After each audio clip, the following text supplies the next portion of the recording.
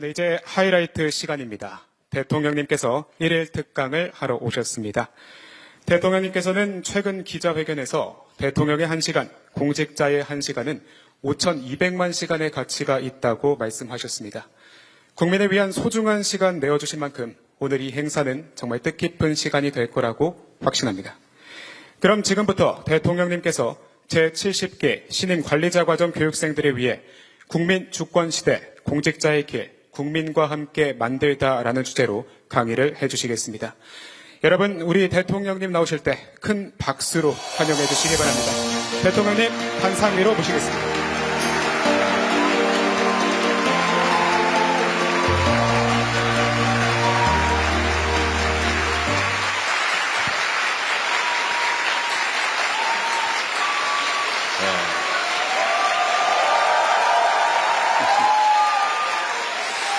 자, 우리 진짜죠? 네. 우리 교육생 여러분, 5급 공채 시험, 과거에 우리가 시험 볼 때는 이제 행정고시, 지방고시 이렇게 불렸는데, 어쨌든 대한민국의 주요 공직자로서 새로운 출발을 맞이하게 된 것을 진심으로 축하드립니다. 진짜입니다.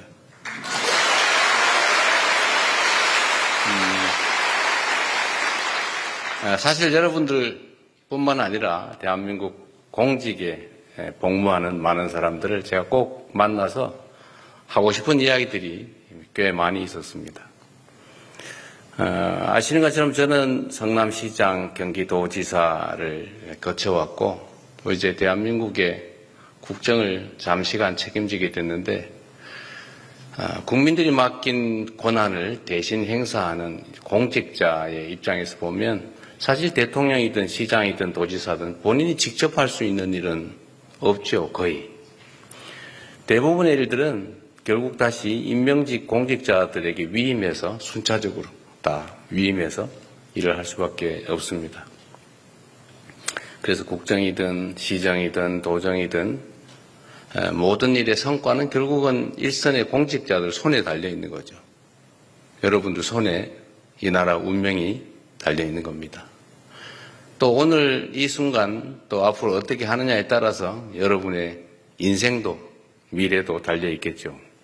아마 이 중에 한 20, 30년 지난 다음에 언론에 이름이 나는데 좋은 쪽으로 나는 사람도 있을 거고 안 좋은 쪽으로 나서 주변 사람들로부터 손가락질을 받는 사람이 생길 가능성도 없지는 아니하겠죠.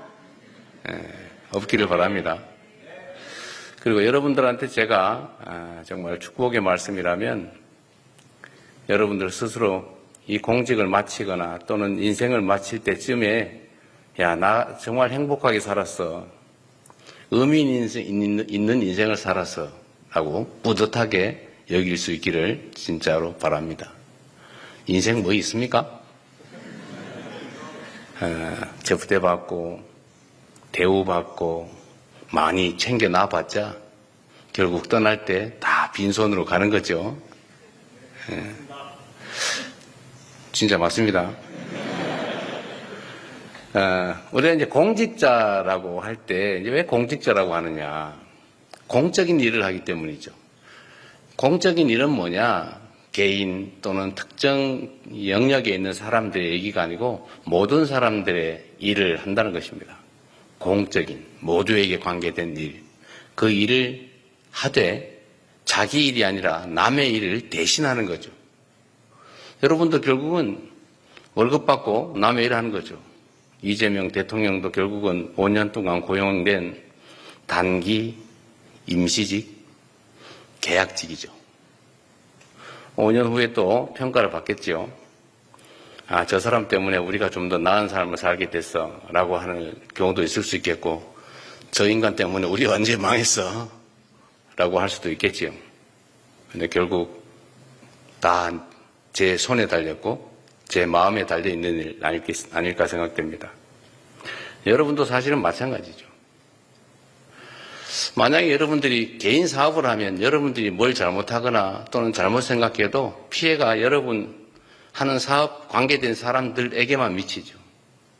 또는 개인으로서의 삶을 잘못 살면 그 영향, 악영향이라는 것도 아주 좁은 범위에 미치지만 여러분들은 누군가로부터 엄청난 권력이라고 하는 권한이라는 걸 위임받지 않습니까? 그래서 여러분들은 수없이 많은 사람들이 관계된 일을 하기 때문에 여러분의 판단, 행동에 따라서 너무나 많은 사람들이 더 나은 삶을 살게 될 수도 있고 어쩌면 여러분들 손에 의해서 나 아이들 껴안고 이 세상 떠나버려야지 할 수도 있는 거죠. 여러분들은 공직자들이기 때문에 여러분들 손에 사람들의 목숨이 걸려 있습니다. 어쩌면 작은 신의 역할을 하는지도 몰라요. 다른 사람들의 삶에 결정적 영향을 미치지 않습니까? 우리가 권력이라고 하면 뭔가 폼나는 거, 뭔가 남들한테 우월적인 거 이렇게 생각하지만 틀린 말은 아니죠. 그러나 더 중요한 건 여러분들 다 배운 거잖아요. 권력이 뭐예요? 나의 의지를 타인에게 강제할 수 있는 힘, 그걸 권력이라고 하죠. 여러분들은 그걸 가지게 된 겁니다. 대신에 이 권력이라고 하는 데는 똑같은 양의 책임이 부과돼요. 음지만큼 양지가 있는 거죠.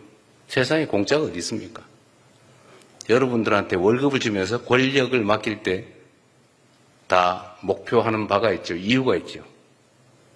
내 삶을 좀 더 낫게 해달라고. 우리가 국가 공동체라고 하는 것을 구성하는 이유가 뭐겠어요? 혼자 살면 편하죠.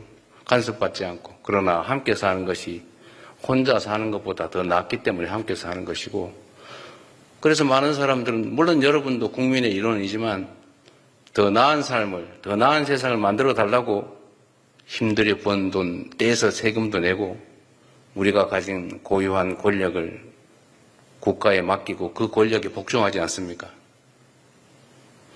누가 그런 얘기 했다는데 제가 보는 거의 거짓말일 것 같긴 한데, 대한민국에 2025년에 뭔가 위대한 새로운 일이 벌어질 것이다. 그랬다는 유튜브 방송이 있었죠. 유튜브 맹신자는 아닙니다. 그냥 좋은 건 보는 거죠. 여러분도 작년에 합격해서 이제 올해 대한민국의 중간 관리자, 주요 공직자로 새로운 인생을 시작하게 됩니다. 여러분들 손에 2025년부터 새롭게 시작하는 대한민국의 운명이 달려 있습니다. 여기 계신 많은 분들, 저는 어떤 생각으로 공직을 시작했는지 잘 모르겠어요. 만약에 돈을 벌어야지 생각했다면 공직은 빨리 그만둘수록 행복해질 수 있습니다. 공직은 명예로울 수 있죠. 내가 더 많은 권력을 가져야지 생각하면 공직을 하기보다는 정치를 하는 게 훨씬 나을 것 같아요. 아마 짧은 시간 안에 내가 이거 왜 하고 있지? 라는 생각이 들 가능성도 없지는 않습니다. 한 2달 조금 지났는데 지금 벌써 그 생각 드나요? 아니, 있을 수 있어요. 그러나 그 표현을 할 수는 없겠죠. 요즘은 공직하다가 그만두는 사람이 많다고 하더군요. 물론 이제 5급 중간관리자 사무관이라고 하는 거는 좀 다른 공직자들하고 다르긴 하죠. 그리고 이런 거 세상에 젊은 새파란 젊은이들한테 남들은 30년 해도 겨우 될까 말까 하는 5급을 달아주고 거기서부터 출발하게 하는 게 맞느냐, 이런 주장도 없지는 않아요. 그러나 저는 필요하다고 생각합니다. 저는 역사적으로 봤을 때 과거 제도가 있던 시대는 흥했고 음서 제도가 횡행하던 시대는 망했다, 이렇게 확신하는 사람이에요. 그래서 훌륭한 인재들을 잘 뽑아서 잘 교육해서 바른 마음으로 국가를 책임질 수 있다면 그 나라가 아주 흥할 수 있을 거다. 여러분도 그 중에 중요한 한 구성원이 될 거다라고 생각하고 여러분들의 합격을, 새로운 공직자로의 출발을 다시 한번 축하드립니다. 박수도 한번 하세요.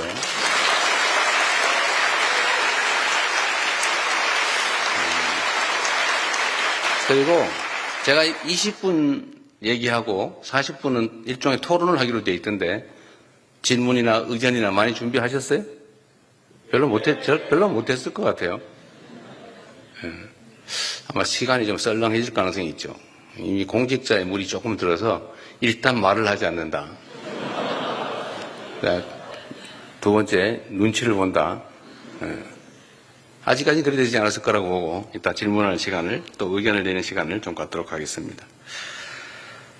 저는 공직자들을 선택하잖아요. 예를 들면 더 나은, 더 중요한 일을 맡길 때 제가 쓰는 기준은 있어요. 첫 번째는 방향이 중요하다. 보통 사람들은 얘기할 때 능력이 중요하다고 얘기해요. 그냥 기술적 능력을 말하는 겁니다. 뭐 모든 걸 다 합친 게 능력이기도 하죠. 기술적 능력 중요하죠. 테크닉 중요합니다. 근데 그보다 중요한 것은 방향이에요. 공직자로서는 국가에 충성하고 국민을 사랑해야죠. 기술적 능력이 뛰어남들 못하겠어요. 그걸 사적 이익을 도모하는 데 잘 쓰면 나라 망할 일이죠. 그런 똑똑한 정말 속세적 의미의 유능함은 없는 게 차라리 낫죠. 그래서 방향이 중요하다. 국민 모두를 위한 봉사자, 공직자라고 하는 기본적 자세. 내가 왜 이 일을 하는가? 나라를 위해서. 5,200만의 삶이 내 손에 달려있다. 실제로 그렇죠. 여러분들 학위 따라서 여러분 자신의 삶뿐만이 아니라 정말로 많은 사람들의 인생이, 삶이, 생명이 달려 있습니다. 더 나은 삶을 살게 될 수도 있고 더 혹독한 삶을 살게 될 수도 있는데 그야말로 여러분들은 눈도 깜짝 안 하고 손가락으로 까딱까딱하는 이 행동 하나에 엄청나게 많은 사람들의 삶이 달려있다. 이 세상에 운명이 달려있다. 그렇기 때문에 여러분들의 마인드가, 기본적인 마음이, 자세가 정말로 중요하죠. 두 번째로 저는 중요하게 여기는 게 성실함이죠. 뭐 토끼와 거북이 예를 들 필요는 없겠지만 유능하고 아무리 방향이 똑같아도 땡땡이 게으르면 그 무슨 소용이 있겠어요. 부족해도 최선을 다하는 사람이 훨씬 더 훌륭한 공직자일 겁니다. 뭐 사람이 어떻게 완벽하겠어요. 다 모자란 게 있죠. 그 특장점들이 있는데 그 특장점을 잘 찾아서 성실하게 최선을 다하는 게 정말로 중요하겠다라는 생각이 듭니다. 그리고 마지막이 테크닉이죠. 기술을 끊임없이, 역량을 끊임없이 개발해야죠. 똑같은 조건에 똑같은 상황에서 똑같은 물건을 파는 똑같은 가게 주인인데 누구는 흥하고 누구는 망합니다. 여러분들 혹시 식당 많이 가죠? 식당 갔을 때 제일 많이 보는 데가 어디예요? 가서 예를 들면 여러분의 판단이나 기분에 가장 크게 영향을 미치는 요소가 뭡니까? 음식의 양인가요? 음식의 품질? 뭐 그럴 수도 있죠. 종업원의 자세? 주인의 태도? 더러운 화장실? 아마 제일 영향을 크게 미치는 건 더러운 화장실이 아닐까 싶은데 그런 거죠. 똑같이 출발을 했는데 길게 보면 한 번 접촉하고 한 번 경험할 때마다 조금씩 잃는 사람이 있어요. 그런데 한 번 접촉하고 한 번 행동하고 한 번 실행할 때마다 조금씩 더 하는 사람이 있습니다. 플러스를 해가는 사람, 마이너스를 만드는 사람. 처음엔 차이가 거의 나지 않죠. 그런데 이게 나중에는 철길 쭉 갈라지는 것처럼 천지 차이를 만들어낼 겁니다. 아마도 여러분들 한 10년, 20년, 지금 생각하면 10년 무지하게 길게 생각되지만 사실 지나고 보면 순식간이죠. 근데 10년, 20년 지나고 보면 누군가가 여러분을 선택하거나 여러분들도 선택할 때가 오는데 그게 그때 잘한다고 되는 게 아니다라는 거죠. 이때까지 뭘 했느냐, 어떻게 했느냐가 그때 다 반영이 됩니다. 제가 공무원 인사를 하면서 저는 공무원 인사를 하면서 크게 욕먹어보지 않았는데 이유는 아주 단순해요. 물어보면 됩니다. 누구한테 물어보냐? 동료들한테 물어보면 다 알아요. 그리고 이 동료들한테 권한을 주고 자, 니네 동료가 지금 승진 대상자가 10명 있는데 한 30명, 50명 되는 동료들, 동일 직급의 동일 직리할 사람들한테 대표를 뽑아봐라. 대표를 뽑아가지고 그 3명 정도를 뽑은 다음에 제가 번호를 매겨라. 승진시키고 싶은 니네 동료. 1부터 10명, 15등까지 먹여라. 제가 1.5배를 하게 했거든요. 그럼 이 사람 하면 안 돼. 라고 생각되면 끝에서부터 번호를 역으로 떨어질 사람을 번호를 매겨라. 네 같으면은 승진 안 시키고 싶은 사람 순서를 매겨라. 이런 떨어뜨리고 싶은 사람 순서는 거의 하지 않는데 1, 2, 3, 4, 5 순서가 거의 비슷합니다. 거기에 따라 하면 거의 승진 인사가 욕을 먹지 않더라고요. 여러분 동료들이 사실은 여러분들에 대한 평가자들이죠. 지금도 보면 박수 소리 크게 차이가 있죠. 아까 보니까 별로 차이가 없긴 해, 아직까지는. 아마 내가 모르는 미세한 차이가 있지 않을까? 그런 생각이 들긴 합니다. 어쨌든 이 앞으로 긴 공직 생활을 하게 될 가능성이 매우 높은데 그 사이에 그 매 순간순간 스스로의 역량을 키워주세요. 조금씩 쌓입니다. 처음엔 차이가 별로 없죠. 땡땡이 치고 어디 이상한 데나 관심 가지고 세상 사는 사람들의 삶에 관심이 없는 공직자, 끊임없이 세상 사람들을 위해서 내가 뭘 할 수 있을까? 내가 어떻게 하면 더 유용한 도구가 될까? 내가 세상 5,117만 명 대한민국 국민들에게 영향을 미치는 사람인데 내가 어떻게 하면 좀 더 낮게 결과를 만들어낼 수 있을까를 고민하면 실력이 조금씩 느는데 한 20년 지나고 나면 그 차이가 확 벌어져 있겠죠. 우리 올해 임용되는 여러분들은 벌어지지 말고 모두가 승승장구하길 바랍니다. 잘 되겠죠?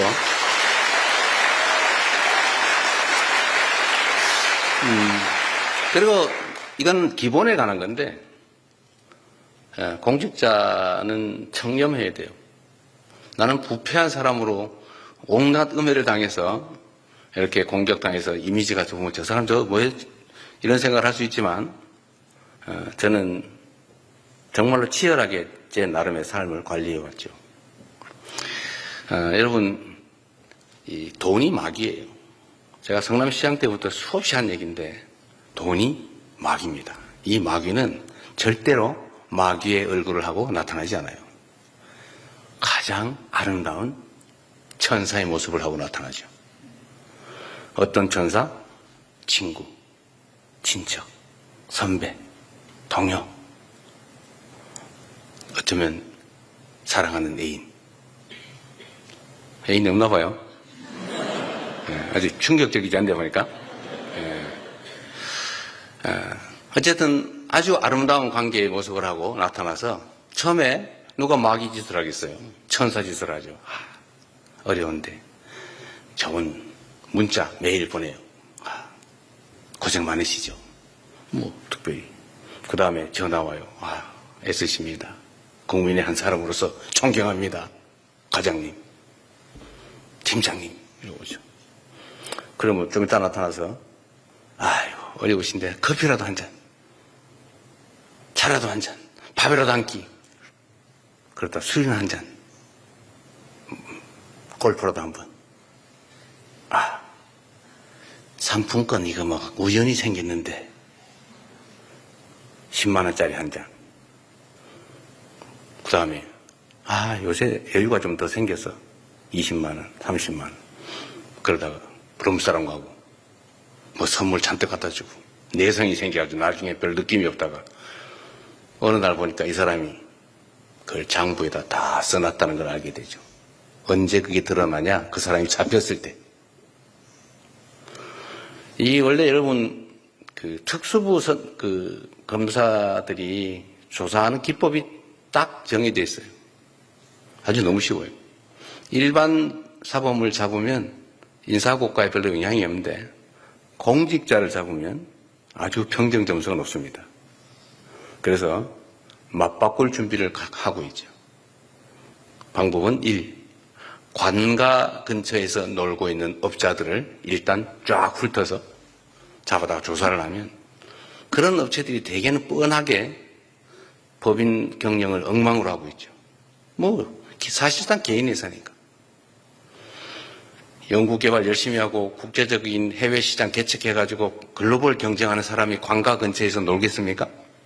물론 크게 노는 데도 없지는 않겠죠.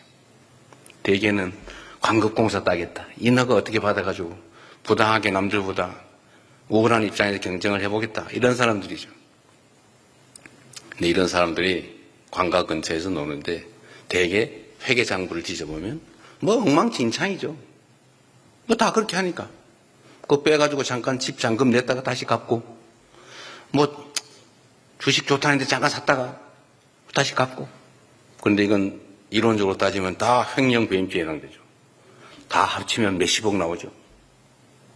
그걸 잡아다가 네가 갈래? 누구 대신 보낼래? 이렇게 물어보면 그때를 위해서 다 준비를 갖추고 있죠. 장부에다가 다 써놨어요. 언제 땡땡 사무관한테 상품권 32만 원 줬더니 엄청 좋아하더라. 장소, 표정까지 다 써놔요. 그리고 현금으로 준 건 증거가 안 남으니까 방법이 있죠. 실제로 있었던 일인데 현금을 찾으면 띠지를 떼고 고무줄로 말아서 준대요. 이렇게. 띠지에 뭐가 있냐? 그 띠를 만든 은행 창구 직원의 도장이 찍혀 있어요. 그거를 다 모아서 요거는 땡땡 사무관 준 거, 요거는 무슨 서기관 준 거, 이거 다 써놓죠. 왜 써놓냐? 자기가 잡혔을 때를 대비해서. 그 장부를 싹 관리하고 있어요. 그래서 수사기관이 관가 근처에 업자를 잡으면 첫 번째 하는 일이 장부 찾으러 가는 일이에요. 그래서 여러분들은 특정한 시기가 지나서 이게 쌓여서 처음에 몰랐죠. 쌓여서 위험한 시기가 되면 그 사람이 태도를 돌변합니다. 처음에는 사무관님 막 간도 드릴게요. 그런데 어느 날부터 우리가 남이가 네가 나한테 이럴 수 있어. 나이도 어린 게 말이야. 이렇게 나옵니다. 그때 이미 코가 깨 있어요. 내 인생이 아닌 거죠. 그렇게 살고 싶어요? 절대로 거기 넘어가지 마세요. 문제는 그들도 엄청난 프로들이라는 거죠. 처음부터 그러지 않아요. 그래서 아예 문제될 일을 하지 않는다. 불필요하게 아예 업자는 만나지 않는다. 그게 제일 안전하죠. 그렇다고 할 일을 안 할 필요는 없겠죠. 어쨌든 여러분, 세상이 그렇게 험한 곳이에요. 돈이란 그렇게 무서운 거죠. 부모 자식도 없어요. 많이 봤죠? 저는 변호사를 하면서 부모 자식 간에 돈 때문에 소송하는 거 진짜 많이 봤어요. 이거는 사람이 아니라는 생각이 들 때가 많습니다. 어쨌든 돈은 그렇게 무서운 거니까 막이다 이렇게 생각하고 조심하시면 여러분의 인생이 편해질 수 있어요. 너무 힘든 얘기만 했군요. 여러분들 혹시라도 구렁텅이에 빠지지 말라고 제가 여러분들한테 드릴 수 있는 일종의 선물 같은 거죠. 나중에 생각해 보면 아슬아슬했을 때가 많이 있을 수 있습니다. 저도 그럴 때가 많아요. 제가 딱 시장이 되고 나니까 웬 만나지 않은 사람이 그렇게 많아요. 정말로 많더라고요. 그래서 저를 사랑해서 만나자는 줄 알았어요, 저는. 야, 내가 인기가 엄청 좋구나. 그런데 이 사람들이 만날 때마다 저한테 꼭 뭘 부탁을 해요. 그리고 심지어, 이거 쓰시죠? 이렇게. 제가 그때, 제가 시장시대 CCTV를 다뤘는데 이유가, 뭐 돈을 받는 증거를 찍어 놓기 위해서가 아니고, 사실은 용도가 다른 거였어요. 그게 뭐 용도가 뭐였냐면, 그때 당시에 한명숙 총리 재판을 아마 하고 있을 그 시점이었던 것 같습니다. 저도 법률가라서 다 재판하면서 먹고 살아왔기 때문에 입증 책임이라고 하는 걸 너무 잘 알고 있죠. 업자가 예를 들면 잡혀가지고 제가요 언제 땡땡 시장 만났는데 그때 봉투에 3천만 원 줬어요 라고 거짓말을 했다고 쳐보세요. 일단 검찰이 증명을 해야 되는데 만약에 그때 그 사람이 나를 만나서 봉투에 100만 원을 넣어서 줬는데 내가 돌려줬다고 생각해 보세요. 받은 건 거의 사실에 가깝죠. 받았다 돌려줬으니까. 밀었으니까. 이게 뭐예요? 돌려줬으니까. 그런데 3천만 원은 아니고 100만 원이다, 300만 원이다. 하여튼 동그라미가 한 개 있냐 없냐 차이죠. 그런데 생각해 보십시오. 나를 만날 이유가 있는 사람이었죠. 실제 만났죠. 그리고 뭔가 부탁을 했어요. 내가 안 들어주긴 했지만 하여튼 뭔가 나를 줬어요. 그건 팩트예요. 그런데 이제 그 다음부터 내가 해야 될 일이 뭐예요? 저는 돌려줬습니다. 그거 알고 보니까 300만 원밖에 안 됐어요. 저는 거절했습니다. 증명이 안 돼요. 그러면 그 사람 말이 진실이 되는 거죠. 특히 거기에 일정한 의도가 끼어 있다라고 하면 이건 꼼짝없이 당하는 거예요. 그래서 제가 그때 갑자기 무서워져가지고 제가 업자들 경고용으로 제가 언론들 보라고 한 게 아니고 너네는 나한테 거짓말할 생각 꿈에도 꾸지 마라. 내가 다 찍어 놓는다. 만나는 장면을. 저 봤죠? 저 있어요. 온 동네 저 언론에 소문을 냈더니 그게 연합뉴스 뭐 등등에 보도가 되고 난 다음부터 면담 신청이 확 줄었어요. 신통하지 않습니까? 네, 그래서 결국은 제가 돈 받았다는 소리는 안 듣고 살았죠. 다행히 엉뚱한 이상한 소리를 듣긴 했지만 어쨌든 세상은 그렇게 험한 세상이니까 잘 여러분들 지키시기 바랍니다. 그리고 마지막으로 제가 이 말씀을 좀 드려야 되겠는데 여러분들뿐만이 아니라 대한민국 공직자들에게 제가 드리고 싶은 말씀입니다. 공직자들이 어떤 태도로 뭘 하느냐에 따라서 그 나라는 흥하기도 하고 망하기도 해요. 제가 선거 때 선조가 있는 조선은 망했고 똑같은 조선인데 정조가 있는 조선은 흥했다.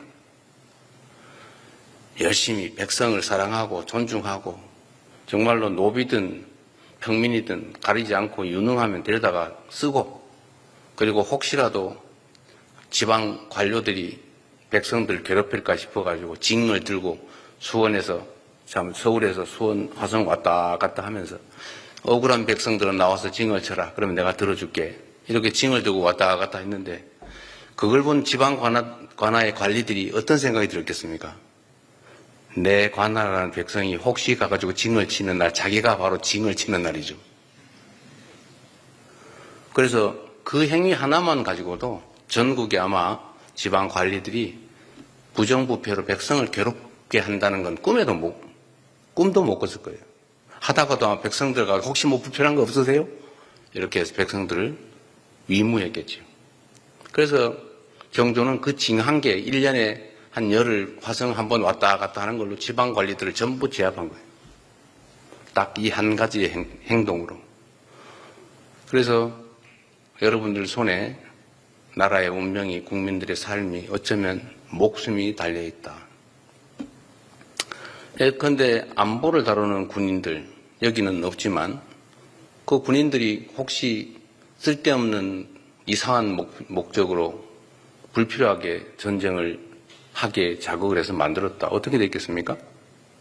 수없이 많은 사람들이 직접 목숨을 잃는 건 말할 것도 없고 아마 경제가 폭망을 해서 손가락 빨면서 먹고 살기 어려워서 또 극단적인 선택을 할 수밖에 없는 사람들이 무수히 생겼겠죠.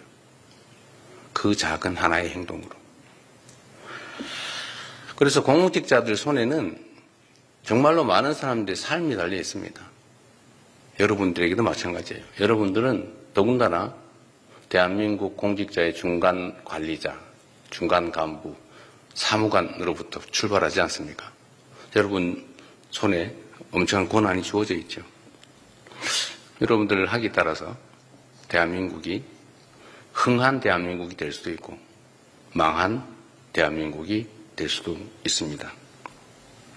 그런데 문제는 이 공직자들이 일을 할 때 하자면 끝이 없어요. 이 공직의 특성이 그런 겁니다. 이 공직은 정해진 확실한 일이 없어요.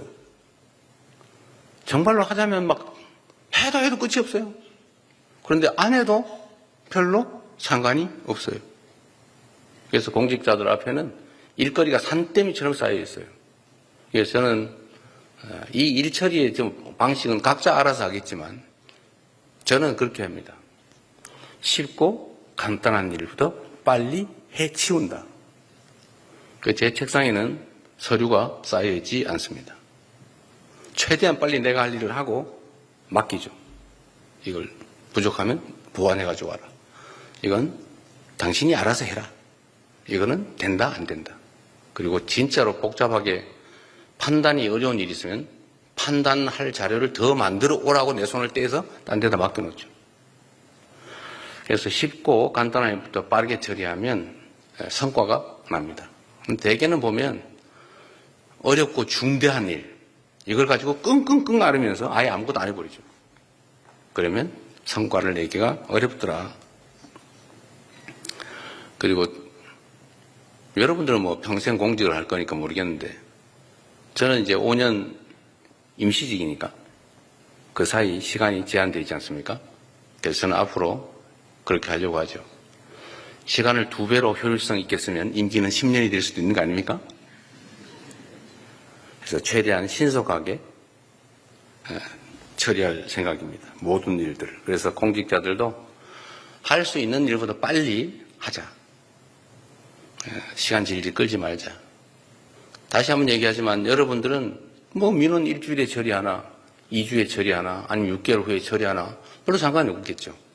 그러나 그 민원의 당사자는 1명일 수도 있고 1000명일 수도 있고 100만 명일 수도 있는데 그 사람들은 흥망이 달려 있어요. 인생이 달려 있습니다. 여러분들은 그냥 수없이 많이 쌓인 민원서류 중에 하나에 불과하지만 파초선이라고 하는 얘기 제가 가끔씩 하는데 들어보셨죠? 시험 공부하느라고 혹시 서유기도 못 읽어본 건 아닐 테고 그 손오공이 어디 가다가 어딘가 불이 나가지고 그 불을 꺼야 되는데 그 불을 끄려면 파초선이라는 부채가 필요하다. 그 누가 가지고 있냐? 어떤 마녀가 가지고 있다. 부채예요 그냥. 근데 부채는 그 마녀한테는 바람을 일으키는 부채에 불과한데 그걸 한 번 붙일 때마다 세상에 폭풍우가 일고 태풍이 불고 천지가 개벽을 하죠. 이게 권력이에요. 여러분 손에 들려있는 펜, 업무, 이거는 세상에 폭풍을 일으키는 파초선 같은 거죠. 그래서 권력이란 무서운 겁니다.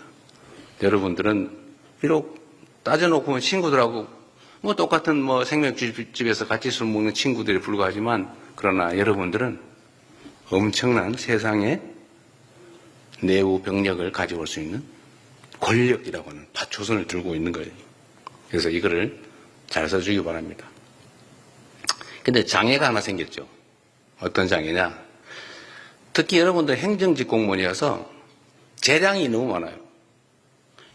해야 되는 일, 하면 안 되는 일 빼고 해도 되고 안 해도 되고 이래 해도 되고 저래 해도 되고 재량. 이 재량이 너무 많고 넓죠. 그런데 이 재량 범위 내에서 내가 선의를 가지고 한 일이면 그게 실패할 수도 있고 성공할 수도 있는데 어느 날인가부터 실패를 하면 너 왜 그렇게 결정했어? 이렇게 책임을 묻는 이상한 풍토가 생겼어요. 이러다 보니까 공직자들이 의무 지어진 일 외에 내가 책임질 여지가 있는 일은 절대로 안 하기로 마음먹기 시작했습니다. 이러면 그 사회가 경직되죠. 이게 지금 현재 대한민국 공직사의 가장 심각한 문제입니다. 누구 때문이냐? 따질 필요 없죠. 여러분 때문은 아니에요. 일선에 일하는 공무원들 때문은 아닙니다. 정치 때문이죠. 이거를 고쳐야 됩니다. 이 점에 대해서는 저도 총력을 다해서 일선의 공무원들이 스스로 합리적으로 판단해서 선의를 가지고 한 일에 대해서 어떤 경우에도 책임을 묻지 않는 그런 제도, 그런 공직 풍토를 꼭 만들도록 하겠습니다. 여러분도 이제 교육 끝나고 돌아가시면 하실 일이 많을 텐데 그런 점에 대해서 우려는 최소한 좀 내려놓도록 노력하시기 바랍니다. 그래도 안 믿어질 거예요. 네가 내 인생 끝까지 책임질 거냐? 이런 생각 들죠? 그렇다고 해도 돼요. 그 사실이죠, 근데. 그러나 제도도 바꾸고 풍토도 바꾸고 그래서 공직자들이 선의를 가지고 하는 일들에 대해서 어떤 다른 목적으로 그 사후적인 책임을 묻는 그런 일들은 없도록 최선을 다하겠습니다. 공직자들이 처하는 어떤 선택 결정의 단계에는 가능성이 무궁무진하죠. 그리고 그 사후적으로 이 결정이 잘 됐다 아니면 그보다 더 나은 결정이 있었다라고 책임을 묻고 평가하게 되면 이거는 공직자들한테 신이 되라고 요구하는 것이나 마찬가지예요. 우린 신이 아니잖아요. 사람으로서 최선을 다하는 거죠. 자, 얘기가 너무 길었는데 이상으로 제 일방적인 얘기는 여기서 마치고 여러분 합격을 축하하고 대한민국의 중간 주요 공직자로서 출발을 진심으로 축하드립니다. 고맙습니다.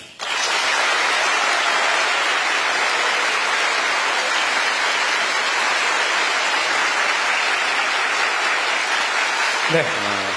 뜻깊은 강의해 주신 대통령님께 다시 한번 감사드립니다. 이후 일정은 비공개 예정이니 기자단 여러분은 협조 부탁드리겠습니다. 그냥 공개해도 되는데요. 예, 그럼 공개하도록 여러분은 하겠습니다. 어떠세요? 비공개해서 얘기하고 싶으신 분은 공개적으로 얘기한 다음에 해도 되고 지금부터 그냥 비공개하자면 비공개할게요. 어떠세요? 비공개하자. 공개하자. 공개하자. 이거 조금 많은데? 예, 그러면 과반수 의견으로 행사는 공개 행사로 진행을 하도록 하겠습니다. 네, 이후 질의응답 시간이 이어집니다. 네, 대통령님 잠깐 그냥 바로 하시죠, 그냥. 쉬어서 바로 진행하도록 하겠습니다. 예, 대통령님과 함께하는 질의응답 시간 바로 이어지겠습니다. 먼저 제70기 신임 관리자 과정 교육생을 대표하는 의미로 자치회장이 첫 번째 질문 기회를 저희가 드리도록 하겠습니다. 진다영 자치회장님 질문해 주시기 바랍니다.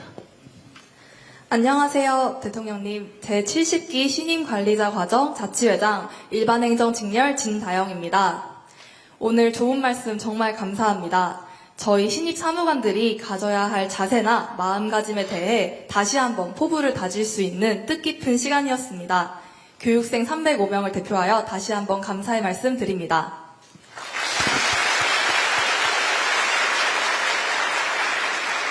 네, 질문 드리도록 하겠습니다. 의견을 말해도 돼요. 꼭 안 물어봐도 됩니다. 물어보는 거 부담스럽게 해요. 네, 대통령 되신 지 이제 1개월 정도 되신 걸로 알고 있는데, 네, 그간의 소회가 궁금합니다. 그리고 그 중에 기억에 남는 일이 있으셨다면 듣고 싶습니다. 감사합니다. 가장 평범한, 가장 준비된 질문 같은데 가장 곤란한 질문이네요.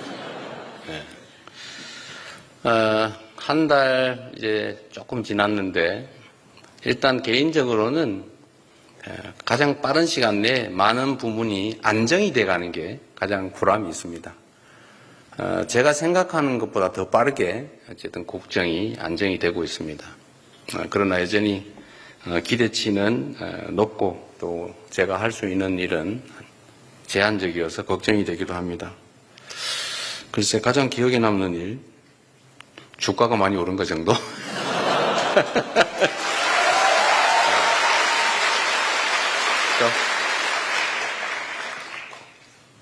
다음, 네. 예, 다음 질문부터는 자유 질문 시간입니다. 질문 있는 교육생은 손을 들어주시고 사회자의 지목을 받으면 본인의 직렬과 이름을 말씀해 주신 후 질문하시면 됩니다. 질문이 아니고 의견을 내도 된다. 예, 의견을 내주시면 되겠습니다. 네. 네, 제 눈에 가장 띄었던 이 교육생, 남성 교육생 세 번째 줄 남성 교육생에게 먼저 질문 기회를 드리도록 하겠습니다. 안녕하세요, 대통령님. 일반행정 직렬 151번 교육생 유현재라고 합니다. 먼저 국민을 위한 소중한 시간 내어주신 점 진심으로 감사드립니다. 제 질문은 지역균형 발전을 위해선 청년이 머무를 수 있는 지역 환경을 조성하는 게 중요하다고 생각합니다. 지역에서 청년들이 학업, 취업, 그리고 정착까지 나아가는 데 있어서 이를 위해 새 정부가 구상 중인 정책 방안은 어떤 것이 있는지 여쭤보고 싶었습니다. 네. 감사합니다. 점점 어려운 질문을 가고 있어요. 우리 대한민국의 문제만은 또 사실 아닌 것 같습니다. 전 세계적인 현상이 이제 성장률이 떨어지고 있는 거예요. 성장률이 떨어진다는 것은 곧 기회 총량이 상대적으로 줄어든다는 얘기고, 기회가 줄어들면 이제 청년들, 새로운 사회 진입 계층인 약자죠. 약자인 청년들이 어려움을 겪게 됩니다. 청년들이 새로운 기회를 얻기가 어려워지니까 경쟁은 격화되고 또 미래에 대해서 불확실해지거나 좌절하게 되고, 그러니까 화가 나겠죠. 더군다나 이제 삶의 조건이 또 어렵고 그 다음 세대, 안 그래도 어려운 청년의 그 다음 세대들에 대해서는 더 암울하다 보니까 출산도 또 교육, 결혼도 이렇게 망설이게 되는 그런 현상이 생겼습니다. 그게 이제 전 세계적인 일반적인 어려워진 상황이긴 한데 대한민국은 거기다 이제 몇 가지 요소가 좀 추가되고 있죠. 그 첫 번째가 성장률 추락에 더해서 수도권 집중이 사실은 좀 심각해요. 그러니까 안 그래도 자원이 좀 부족하고 경쟁은 격화됐는데 지방은 다 소멸을 하다시피 하고 서울에만 집중이 돼서 수도권에만 집중이 되다 보니까 자원 배분도 비효율적이고 자원 활용도 잘 안 되다 보니까 또 더 어려워진 측면이 있습니다. 그러니까 당연히 지방은 더 어려워졌죠. 또 지방 중에서도 청년은 더 어려워진 것 같습니다. 해결책이 있냐? 뭐 해결을 할지는 모르겠지만 완화를 하기 위한 최소한의 노력은 해야 되겠죠. 그게 저는 결국 지역 균형 발전에 우리가 좀 주력해야 될 사유인데 구체적으로 뭐 어떤 방법이 있냐? 첫째는 지금까지는 사실 정책 여러분들이 하게 될 국가 권력 행사에서 중앙 집중적인 사고 또는 그에 기반한 중앙 집중적인 이제 자원 배분이 이루어졌어요. 예를 든다면 지방에는 어디 예를 들면 부울경 어딘가 메가시티, 충청 메가시티에 뭐 GTX, CTX 순환 고속철도망 이런 거 좀 만들자라고 하면 거기는 뭐 사람도 별로 없는데 굳이 그걸 만드냐? 그러면서도 서울은 A, B, C에 이어서 D, E, F까지 계속 만들고 있죠.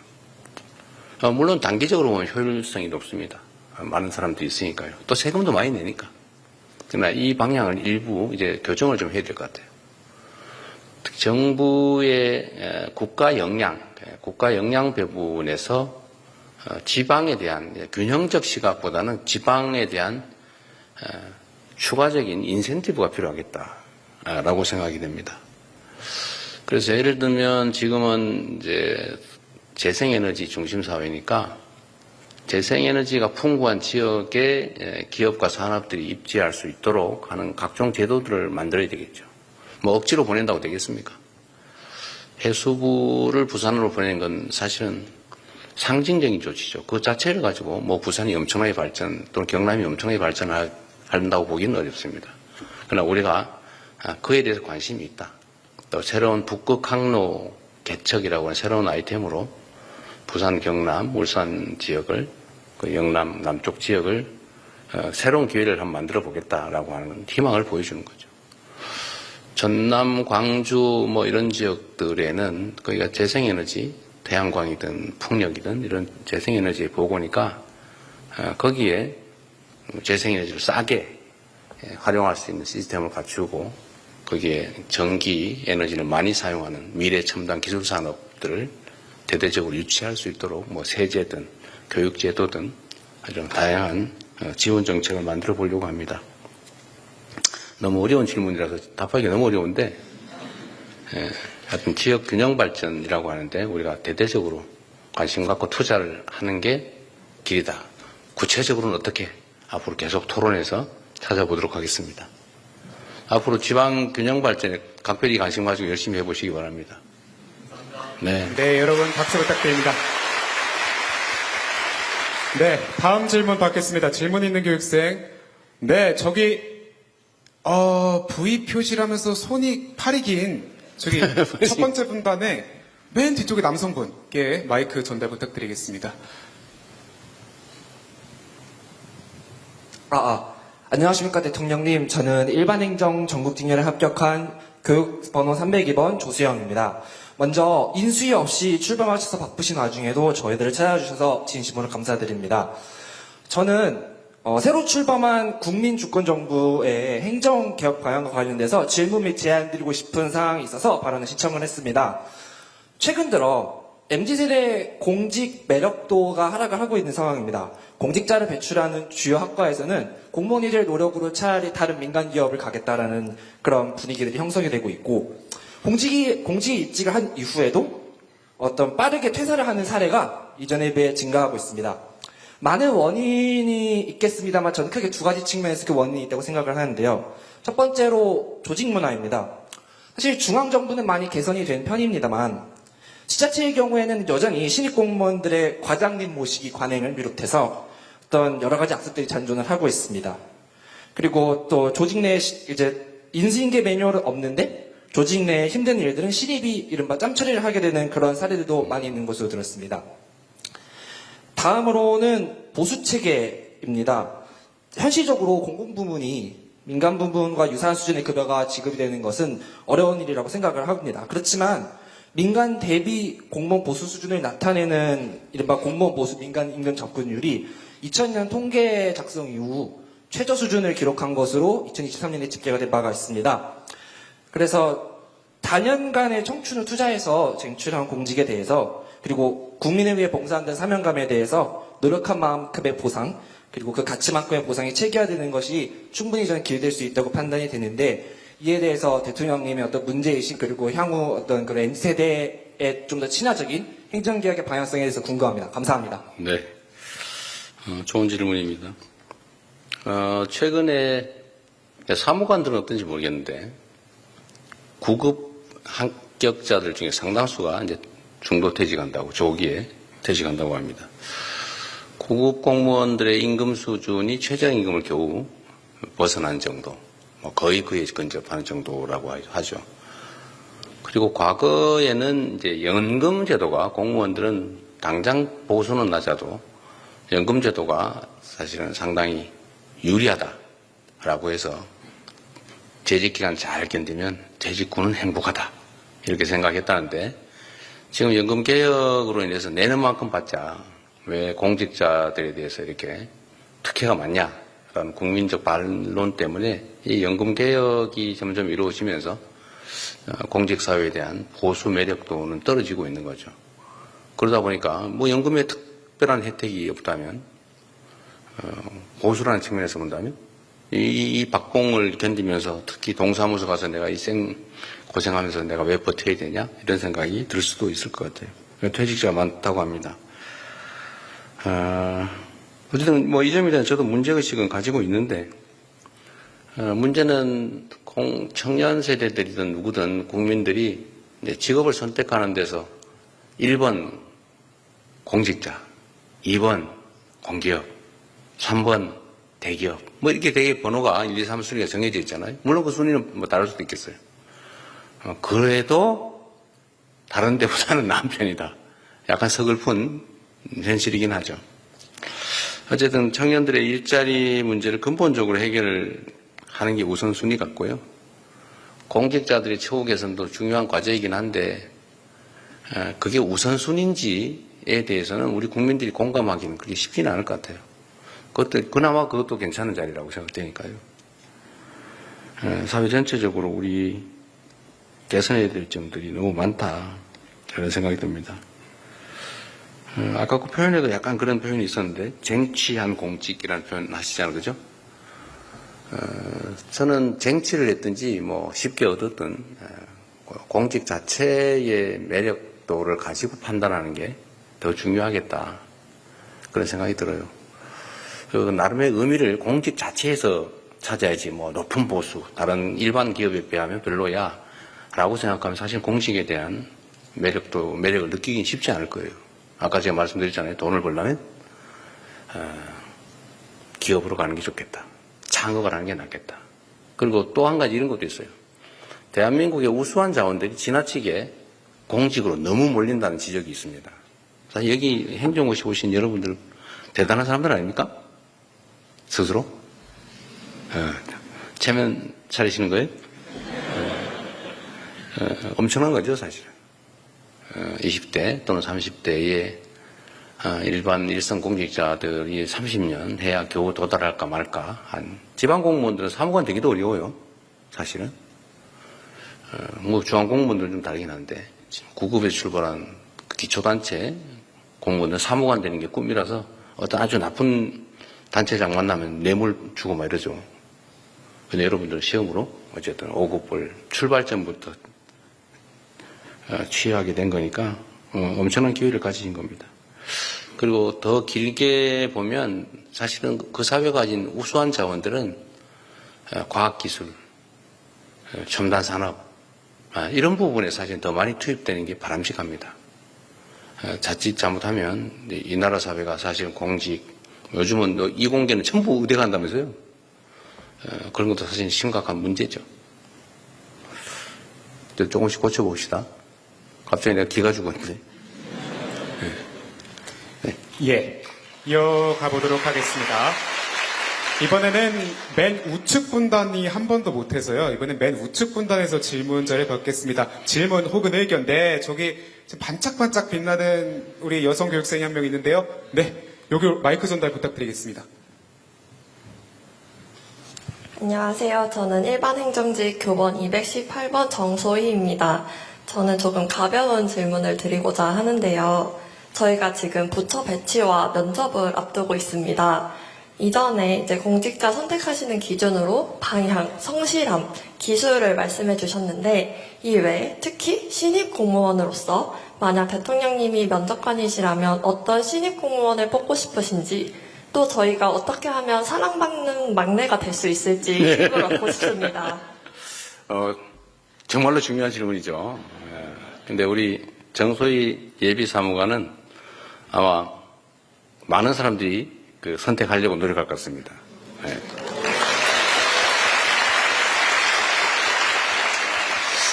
근데 이런 것도 있는 것 같아요.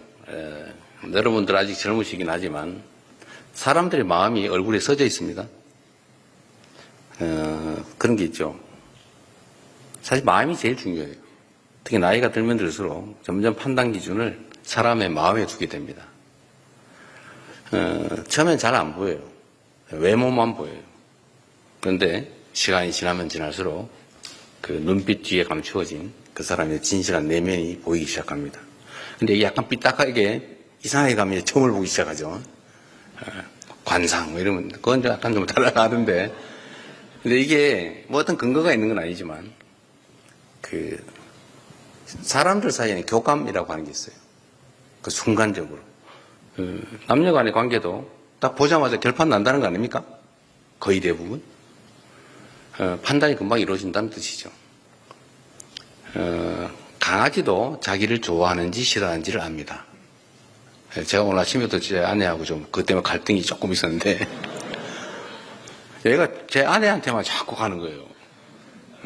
약간 섭섭했는데 뭐 그럴 만 하겠더라고. 맨날 밥 주고 데리고 노는 게 제 아내니까 저는 가끔씩만 보고 그러니까요.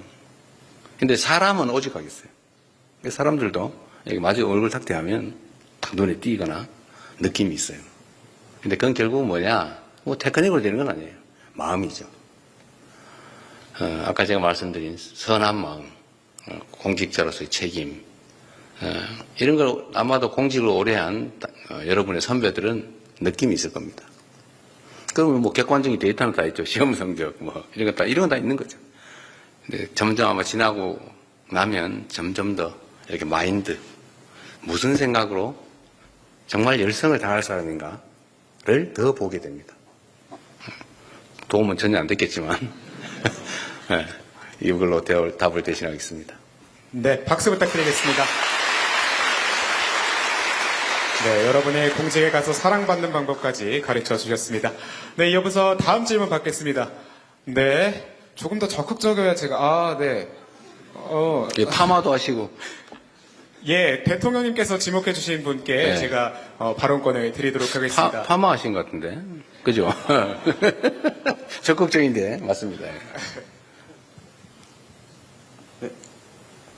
안녕하십니까, 대통령님. 저는 교육행정직렬 유찬휘라고 합니다. 교육행정, 네. 네, 제가 만약 옳다고 생각하는 정책이 있을 때 그걸 추진하고 싶은데 국민들이 반대하는 경우가 앞으로도 많을 거라고 생각이 네. 됩니다. 그런 경우에 이거를 제가 잘못했구나라고 생각하고 굽어야 될지 아니면 폐기를 가지고 뚝심을 가지고 밀어붙여야 될지 고민할 경우가 많을 것 같은데 네. 그 대통령님께서 지금까지 겪어오신 여러 공직의 경험을 통해서 저희가 타산지석 삼을 수 있도록 경험을 공유해 주시면 감사하겠습니다. 네. 그 정말로 중요한 질문이죠. 정말로 앞으로 많이 맞닥뜨리게 될 일일 겁니다.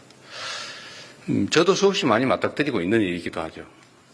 그런데 저는 집단지성에 대한 신뢰가 높은 사람이에요.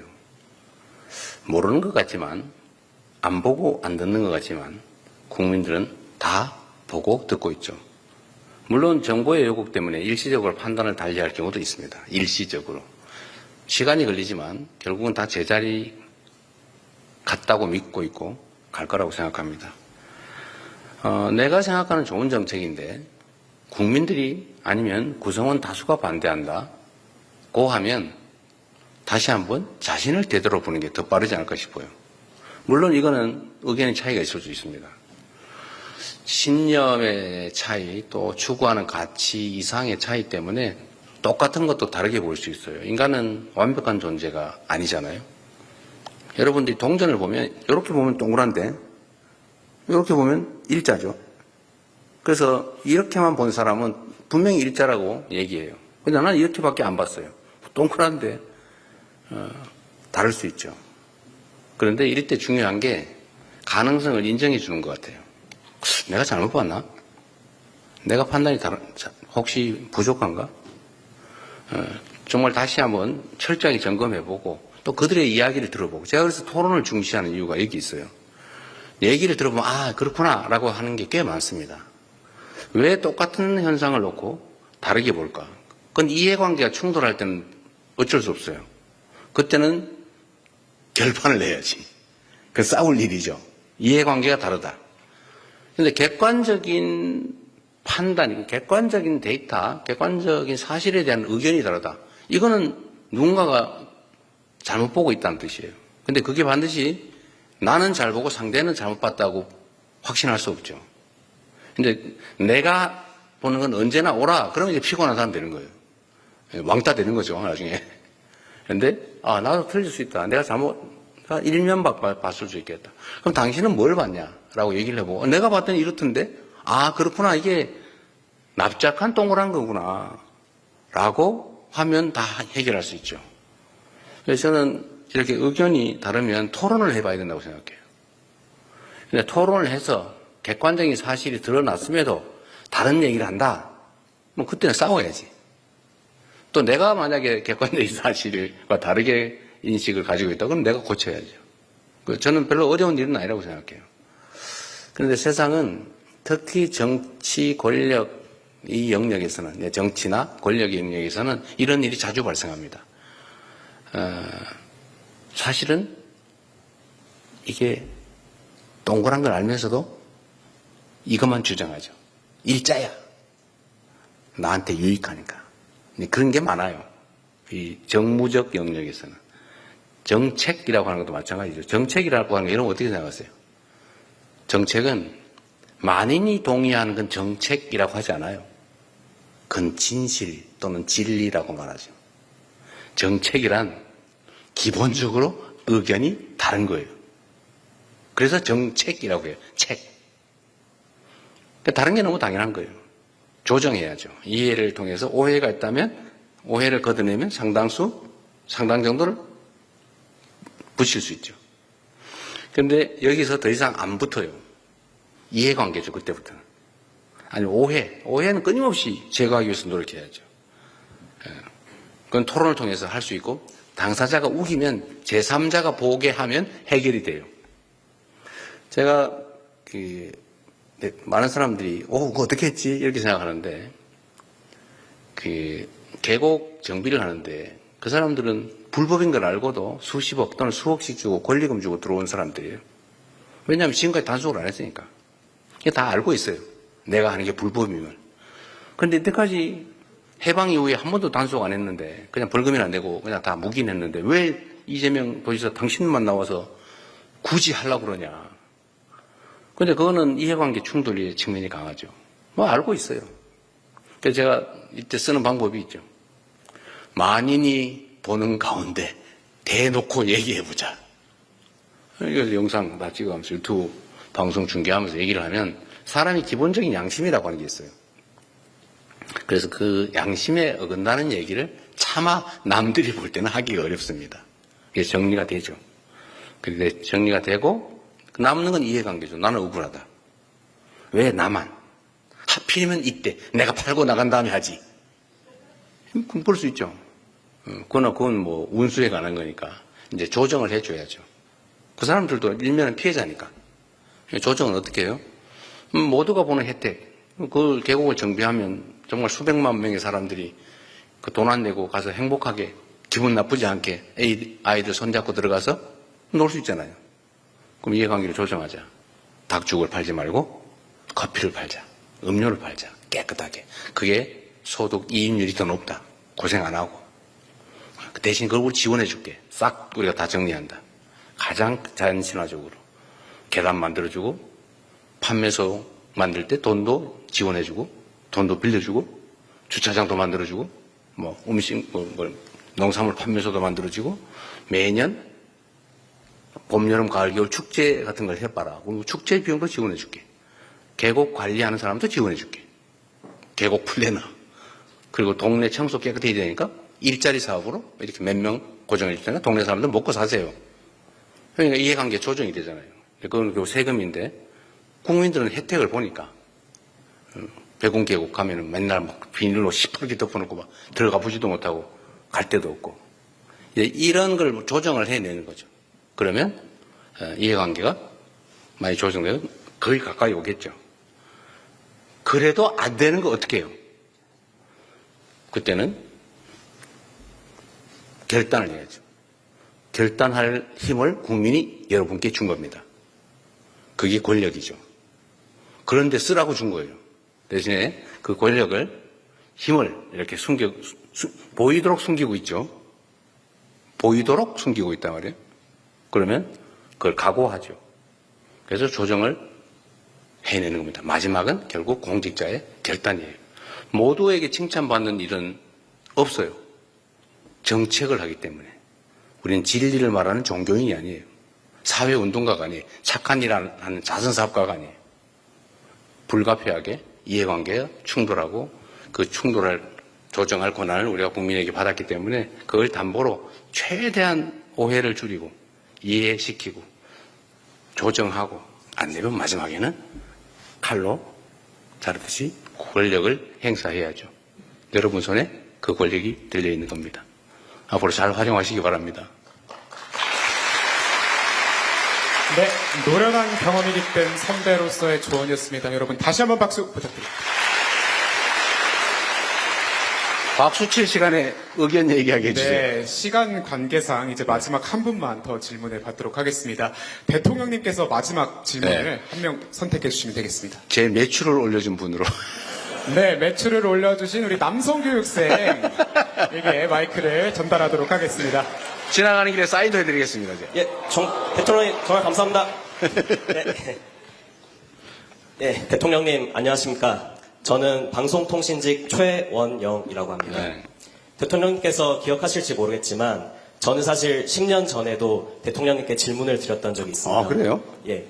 성남시장 2기로 재직하실 적에 저는 당시 서영고등학교 1학년 학생으로 대강당에서 이제 질문을 네. 드렸었고 그때 제가 이제 분당 수서강 고속화도로 덮개공원이 이제 아, 네네. 착공 좀 그때 지연이 되는 거에 대한 사유를 여쭤봤었는데 아. 친절하게 대답해 주셨던 기억이 새록새록합니다. 네.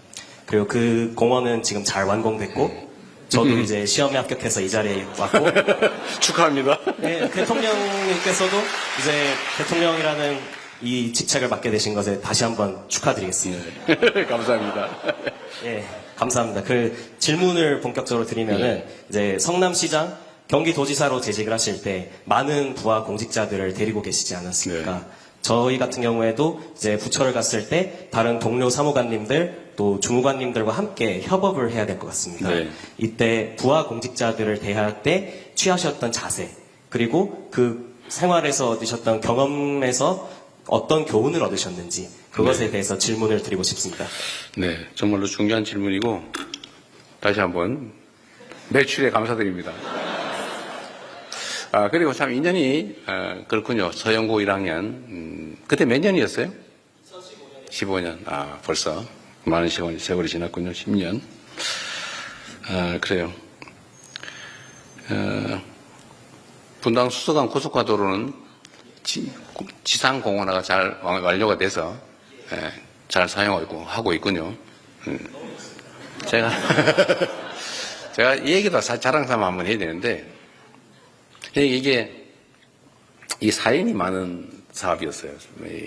아마 제가 공직자로서 자랑하는 사업들이 여기저기 있는데, 그 중에 하나가 사실 이 사업이었습니다. 여러분도 경험상, 나중에 혹시 필요할지 모르니까 자랑 삼아 한 말씀 드리면, 이제 성남에 분당과 수서 간에 고속화 도로가 있어요. 지상도로죠, 당연히. 8차선쯤 아마 될 텐데, 엄청난 교통량이 있죠. 용인, 이 남쪽에서 전부 서울 가는 길이니까요. 근데 거기를 어느 날부터인가 지하로 공원화를 해주겠다는 정치권의 이야기가 시작됐습니다. 그걸 지하를 파서, 도로를 지하로 만들고 위를 공원으로 만들어주겠다. 근데 그게 기본적으로 한 3천억이 넘게 되는 돈이 3천억이 넘게 되는 데다가, 문제는 공사를 한 3, 4년 해야 되는데 그 사이에 그 도로를 차단하면 경기 남부, 동남부 지역의 교통이 완전히 봉쇄가 돼버려요. 완전히 난리가 나는 거죠. 그거 어떻게 감당하냐. 이게 불가능하다, 사실은. 이 결론이 나는 건데, 이 정치인들이 또 가만히 있습니까?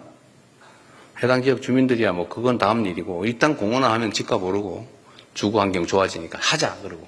표 되니까 모든 정치인들이 하겠다라고 공약을 하는 거예요.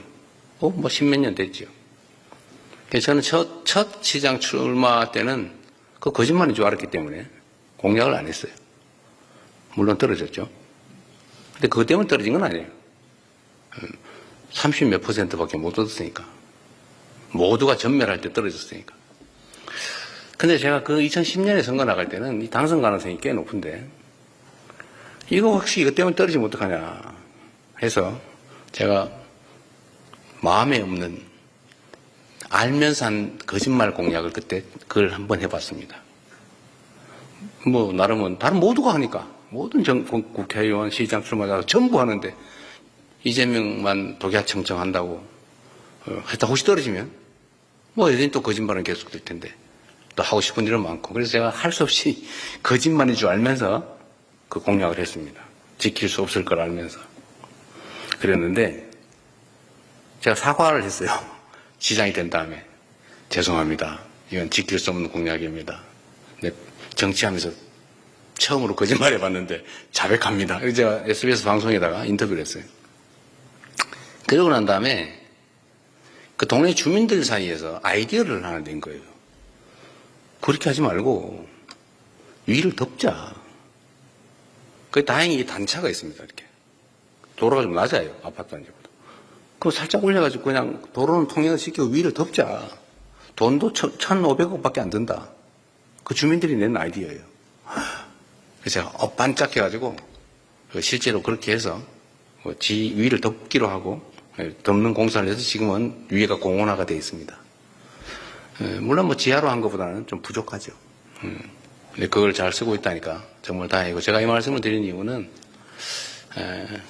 이 집단 지성의 위대함이에요. 공직자들은 설계하는 전문가들은 아무도 그 생각을 못했어요. 오로지 그냥 땅 밑을 팔면 돈이 얼마나 들고 교통을 어떻게 분산시키고 얼마나 걸리고 이것만 머리 좀 해도 결국 하다 또 안 된다. 이렇게 되는 거죠. 근데 결국은 어느 날 주민들 중에 누군가가 제가 그 사람 이름도 대충 기억하는데 그 안을 낸 거예요. 진짜 조사를 해보니까 가능했던 거죠. 그래서 국민들 의견들을 현장에서 많이 들으면 이게 하늘이 무너진 속에서 솟아날 구멍이 생길 수도 있더라. 그 얘기를 자랑 삼아 한번 합니다. 부하들에 대한 자세. 저는 부하 그러면 좀 기본적으로 무시하는 마음이 들 수 있어요. 근데 내가 부하를 무시하면 나도 상사한테 무시당할 수 있죠. 근데 그런 사람이 있어요. 근데 위를 존중하되 굴욕적이지 않고 아랫사람을 대하되 비하하거나 하대하지 않고 존중하면 나도 존중받습니다. 그리고 그게 사실 힘은 거기서 나와요. 저는 어떤 회의를 하거나 이럴 때 간부만 오게 하지 않아요. 가능하면 국장한테 보고를 받으면 국장이 솔직히 뭘 알아요. 제가 물어보면 몰라요. 그냥 슬쩍 거짓말해요. 거의 그렇습니다. 대충 대개 제가 그러면 혼내죠. 거의라니 겁니다라니. 제가 그런 회의하면 제가 국무회의에서도 한번 그걸 한번 뭐라고 그랬는데 그런 얘기 하지 마라. 모르면 모른다고 해라. 어떻게 뭐 장관이 또는 국장이 어떻게 다 알아요? 그 저는 모르는 게 당연하니까 물어본 건데 모르면 무슨 큰 난리나 나는 것처럼 슬쩍 거짓말을 해요. 그렇게 하지 말고 모르는 거 너무 당연하다. 대신에 모르면 모른다고 하고 다음에 알아서 알려주는 게 그게 행정이 똑바로 되는 거지 대충 떼어놓고 나중에 그 수습하고 그러면 안 된다. 왜? 개인 사업이 아니니까. 개인 사업도 그렇게 하면 망한다. 공무니까. 대신에 저는 다 부하 직원들 다 오라고요. 국장이 오면 잘 모르겠으면 자신 없으면 과장 다 데리고 100% 파악하고 있으면 모르겠으면 팀장도 데리고 와라. 팀장도 100% 모르겠으면 그 실무자 데려와라. 기한한 실무자. 그 얘기하면 되잖아. 뒤치로 앉아있다가 모르면 얘기해주면 되지 뭐. 뭘로 아는 척 합니까? 그건 모르는 게 너무 당연한 거예요. 어떻게 국정을 다 알겠어요? 어떻게 국장이 온갖 과에 있는 온갖 팀에 있는 그 모든 자세한 일을 알겠어요? 모르는 게 너무 당연하지. 아는 척 할 필요 없다. 그래서 그거 존중해 주는 거죠. 그리고 일선의 실무자가 제일 중요하잖아요, 사실은. 여러분, 그런 얘기 있는데, 대한민국에서 제일 힘센 기관이 검찰청이었잖아요, 그죠? 아니에요? 여러분 아직도 뭐 그런 걱정 안 하고 사세요? 네, 다행이네. 대한민국에서 제일 힘센 기관이 이제 검찰청이라고 보통 얘기를 했는데, 검찰청에 가면 제일 무서운 사람이 누군지 아세요? 그런 얘기가 있었습니다. 이 진실인지 아닌지 모르지만 그냥 하는 얘기니까 상징적인 예니까 이거 가지고 뭘 또 꼬투리 안 잡으면 좋겠어요. 수위. 옛날 말로 수위. 그거 진짜 무서워요. 거기 입구를 지키고 있는데. 근데 그 사람들이 결국은 이미지를 결정을 하죠. 어느 건물에 대기업 거기 가는데 그 앞에 지키는 경비원, 그 경비원 태도를 보고 그 이미지가 확 결정 나버리지 않아요? 더군다나 국민들은 어떤 정책을 접해도 간부부터 접하지 않아요. 그 실무자부터 접촉하죠. 그 실무자의 표정, 태도, 이게 모든 이미지를 결정해버리죠. 그래서 이 실무자가 정말 중요해요. 그래서 저는 실무자라고 해서 뭐 계급이 높으냐 낮으냐가 뭔 상관이 있어요? 똑같은 사람인데 똑같이 가정에서 존중받는 가장일 것이고 똑같이 대한민국의 주권자고. 그런데 계급이 높고 낮은 게 뭘 중요합니까? 제 목표 중에 우리 여기 같이 온 참모들도 가끔씩 듣는 얘기인데 자꾸 저는 어디 가면은 자리 놓고 막 서로 막 양보하고 막 밀고 막 이쪽 앉으세요. 좀 그런 거 하지 마라. 제가 목표 중에 하나는 의자의 계급을 없애는 거예요. 그 아무 데나 편하게 앉으면 되지 뭐. 그것도 하나의 이제 조직 문화죠. 사람이 귀하다. 계급에 높고 낮은 게 뭐 그리 중요하냐. 역할 분담이니까. 높은 사람이 아니라 직급이 높은 사람은 역할이 넓은 거죠. 똑같은 국민의 대리인, 국민으로부터 유인받은 종복이다. 그렇게 생각하면 부하들한테 인기도 좀 얻을 수 있지 않을까. 아까도 얘기했죠. 부하든 상사든 사람, 강아지도 다른 사람이 무슨 마음 갖고 있는지 다 아는데 사람이 모르겠어요. 결국 마음을 읽죠. 느낌으로. 잘 해주면 잘 대접받을 수 있습니다. 앞으로 공직사회 마지막이라니까 행복한 공직사회 되기 바랍니다. 축하드립니다. 고맙습니다. 네, 아쉽지만 질의응답 시간을 마치도록 하겠습니다. 이상으로 모든 행사도 종료하겠습니다. 대통령님 먼저 이석하시겠습니다. 모두 일어나셔서 큰 박수로. 잠깐만 하나 제안하는데 우리 단체 사진 하나 찍읍시다. 예, 대통령님과 함께 여기 앉아있으면 되잖아, 그죠? 찍겠습니다. 여러분. 그리고 그거 나 사인해드릴 때 가져오세요. 여기 앉으면 되지.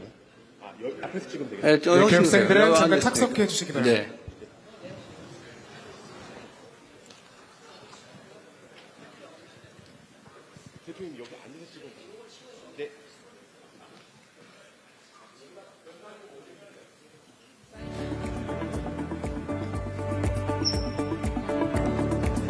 예, 대통령님이 매출을 올린 교육생에 위해서 사인을 해주고 계십니다.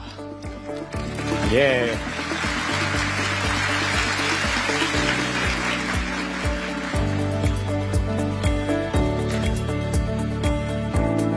네, 고등학생이었던 학생이 이제는 어엿한 또 예비 사무관이 돼서 대통령님과 마주하고 있습니다.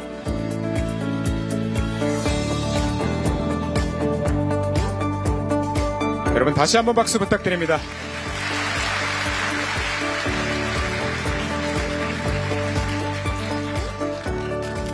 네, 이제 단체 사진을 촬영하려고 합니다. 단체 사진 기본 자세로 먼저 촬영을 하도록 하겠습니다.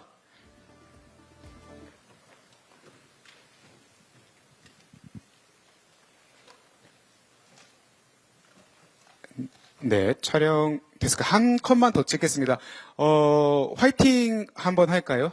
그러면 너무 구리다고 하셔서 그러면은 예, 하트, 손하트, K하트로 한번 해보도록 하겠습니다.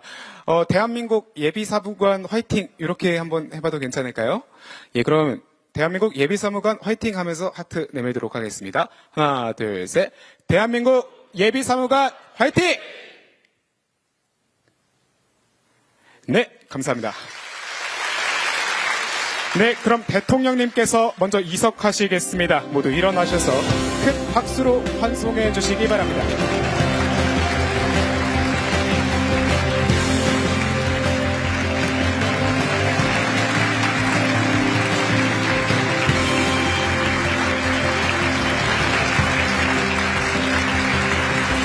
네, 정말 귀한 시간 내주셨습니다. 여러분 계속해서 큰 박수로 환송해 주시기 바랍니다.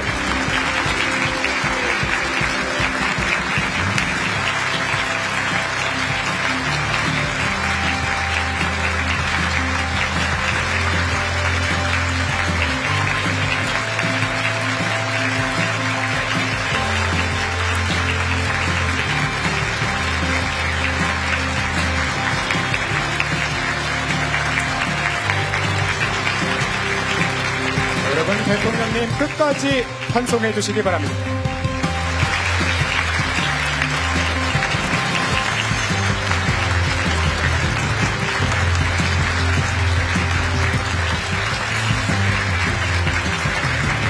네, 마지막까지 한 명 한 명 인사를 해주고 계십니다.